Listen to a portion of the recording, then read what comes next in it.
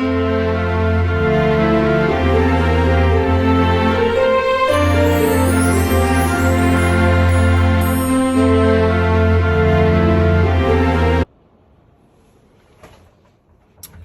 guys, it's Miss Kent, and I thought I would end the night by showing you some of my favorite apps.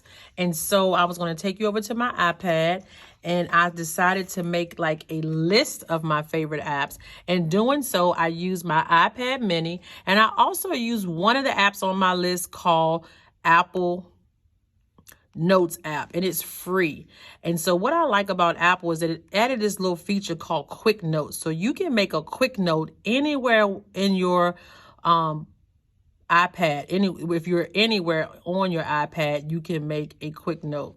And by that, I mean, like, for instance, if you are in your email, and when you're in your email, sometimes you have some things that you need to get done.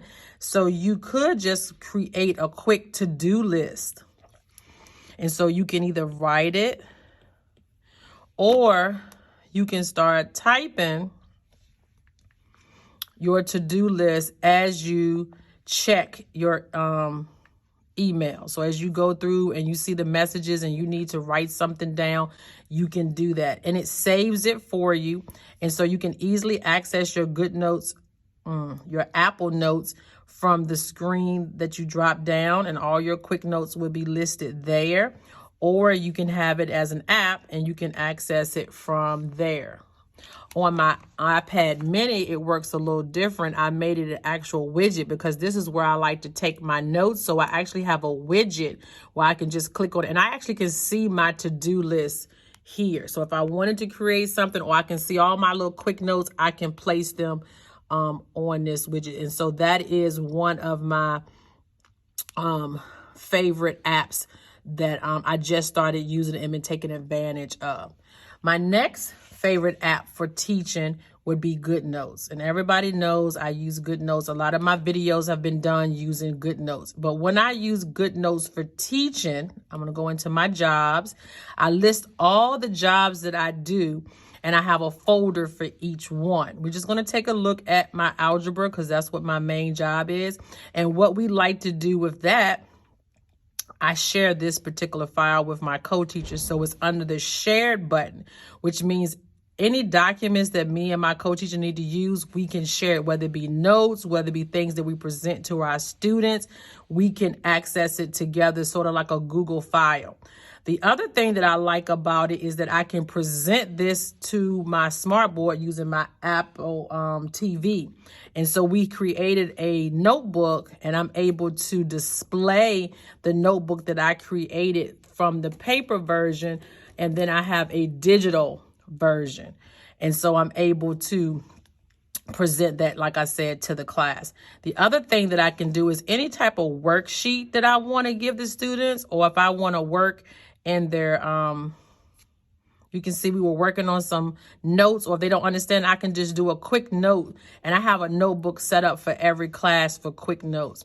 Also, my teacher planner is in here. Of course, this is today. We're starting a new week, so I've already decorated a little bit, wrote down my little to-do list. And then I have also been keeping track of my students on here. And as you can see, when they're absent, what we're teaching. I had a little meeting, so I want to kind of write down our remediation, but you get the picture. This is just a app that where you can communicate, take notes, and present to your students. My next favorite app would be Teacher Desmos. Now, this is the Desmos that the students use. So it's just basic. A calculator can graph. It can do those functions for the students. But what I like is the one that's for teachers. So the Teacher Desmos has a different, it's the background. So this is where I create the slides or the assignments for students when I want to monitor their work. So what do you mean by that, Miss Kent? Well, if I go into one of my classes and I've already made it anonymous, which is one of the great features, these are all the assignments. So in the past, you give the students an assignment and then they go use the calculator, but you don't know what they have typed. Now, these are anonymous names because you can turn it to be anonymous in case you want to present it to the class, or in my case, present it to you all so you can't see the students' names. So like I was saying, When I want to give the students a calculator, I can't see what they type and I can't fix their mistakes. And so this app allows me to do several things. One, I set the pacing. So when the kids are in class, I can send them to whatever screen or whatever problem that we're working on. I can also pause the activity if I don't want them to do it outside of class. The other thing I like about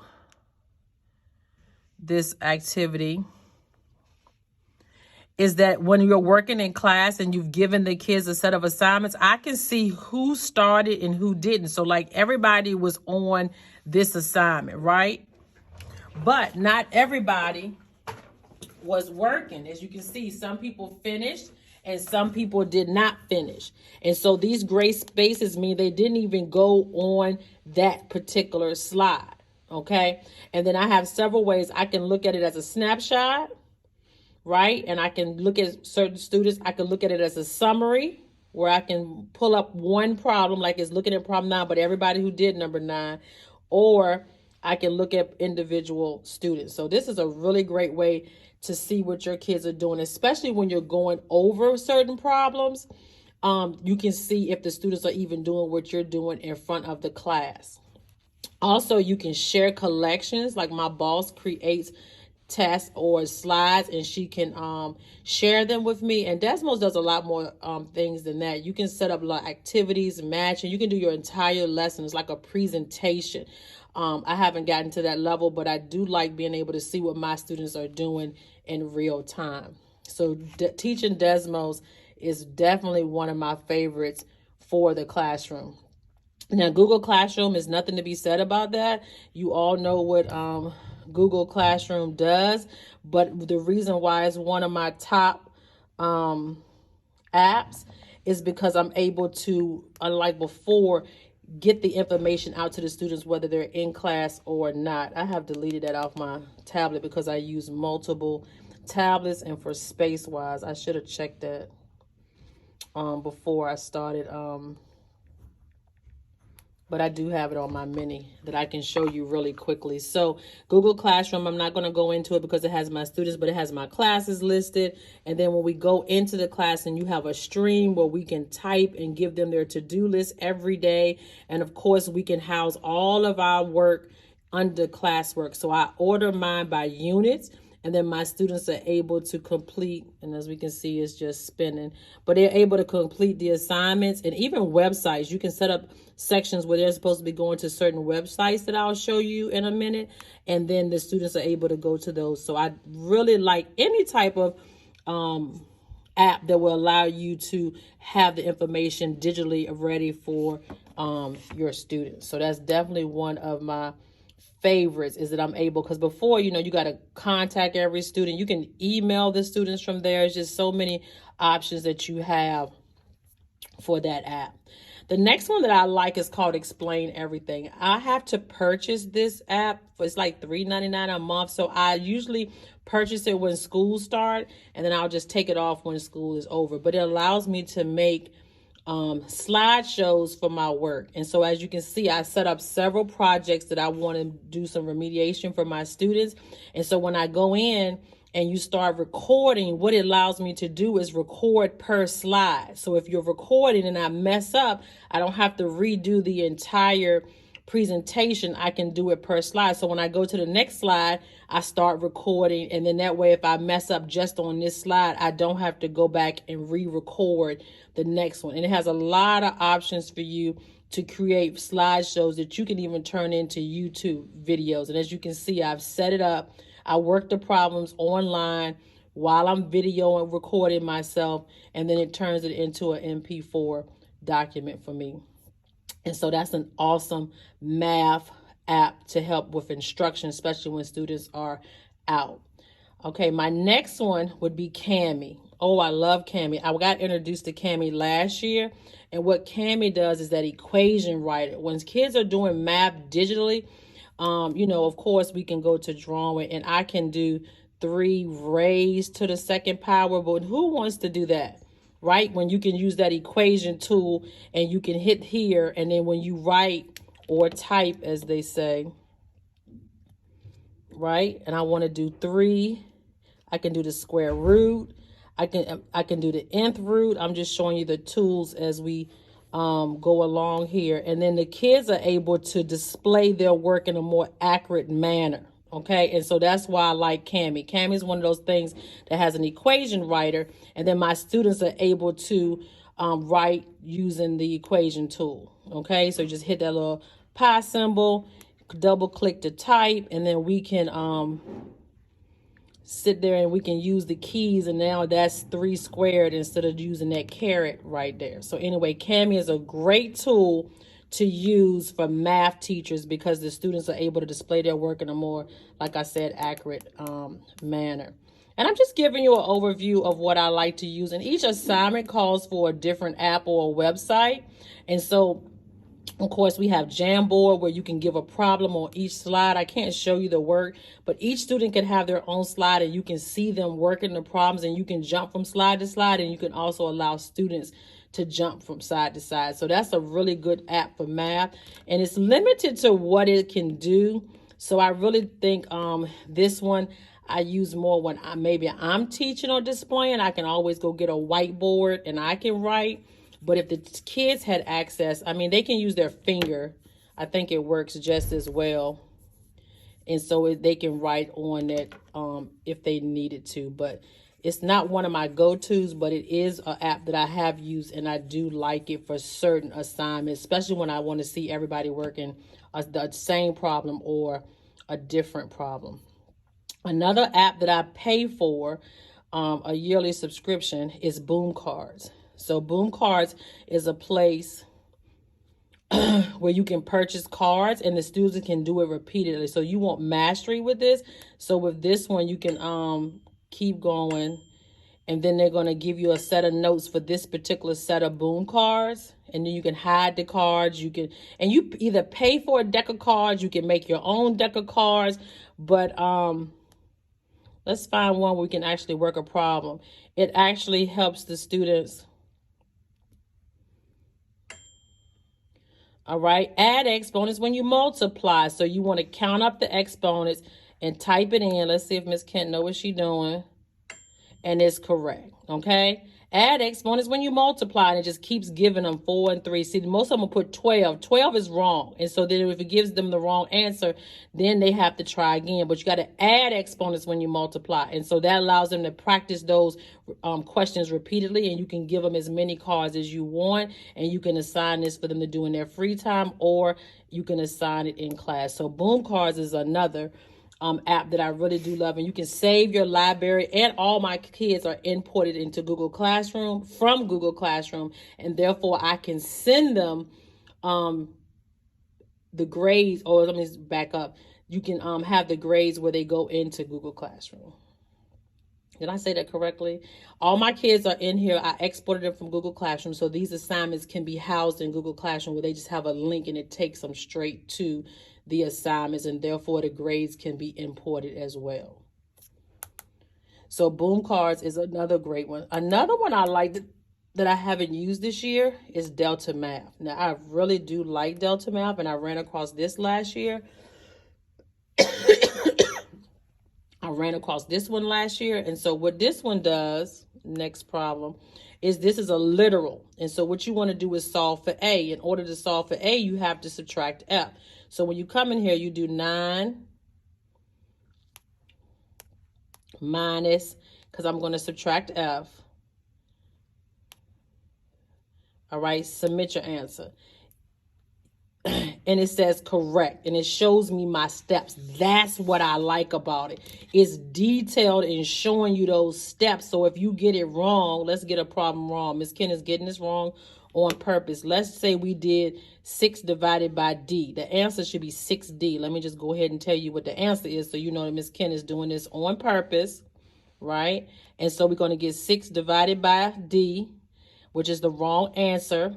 And then the students submit the answer. Yes, see, wrong. But look what it does. It tells them and it gives them. See, I told you the answer was 6D, and it tells them exactly what to do. So this is a great, great, great math website. And you can go back. You can import your kids, get them to sign up. But look at all the skills that it has. It goes all the way up to pre-calculus. So anybody who's even in college or studying, it has geometry.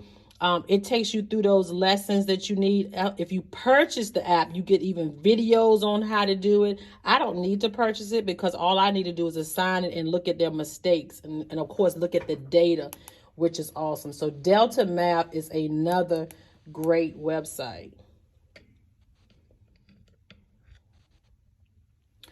All right, so let's see what we have left here. As you can see, each assignment you need to choose whatever app that works best for delivering. Like if you want remediation, you just want repetition, practice, practice, practice. You want to use boom cards. When you need kids learning something and they're struggling, they need explanations, you can use Delta Math. When you want to monitor the students' work, then you want to look at Desmos Classroom where you can look at them typing and see what they're doing. If you need them to practice some problems that they can't do on the computer, but they need to display their work, you don't want to use paper, then you want to use that Cami app. When you're teaching and you want to display your work, then you want to use your Good Notes app because you can display that on your smart board using whatever worksheets, and you can export these worksheets to a PDF so that your students can have access to them if they're not in school. And then the last one I think I want to show you before I close out this video is Quizzes. Quizzes is an app that's been around. I've been using it for years. But what I love about Quizzes is that it's fun for the kids, like a game, and they can see each other. It's like a little competition. You do have to purchase Quizzes to get some of the higher features, which is like maybe Dropbox, where you can just type in your answer, or maybe, you know, some click and drags, whatever options they offer. But I don't pay for it. It's $90-some a year. I'm looking into paying for this one, but I need to use the ones I've already paid for first. But what it does tell me, I mean, even the misconceptions here, you know, I take the timers off, the kids are doing it, and we're really using these for remediation. So we can kind of see 100% my students got that question right. You can see the sum. I got a few misconceptions, so I might want to go over that problem.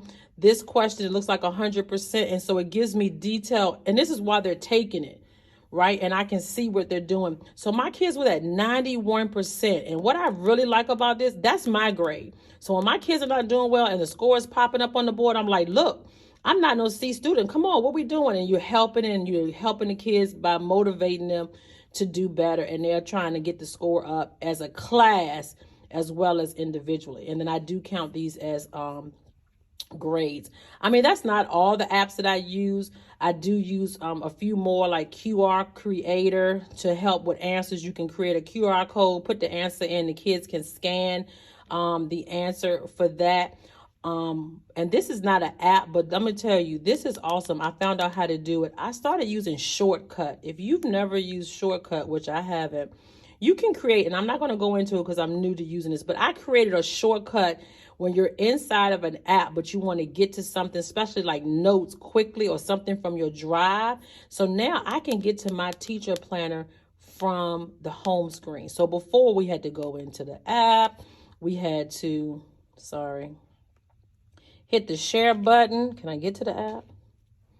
Hit the share button and then click on it. Right there it is. But now I'm going to close it out just so you can see real quick. It's already closed. And then when I go to my home screen, I can click on it and it'll take me right there. Teacher shortcut. And so you can create shortcuts to all your files, anything you want to get to quickly, a notes page, an instructional page, a diary, whatever you want to do, you can create shortcuts from inside of like note apps. And I'm sure you can do it from inside of your Google Drive as well. All right, guys, well, that's it. I just wanted to show you really quickly the apps that I use in my classroom. I hope you have enjoyed this video. And if you have, please hit that subscribe button. Stay tuned. I got a lot of the good things coming your way, and I can't wait to show you what we got in store for you tomorrow. See you in the next one.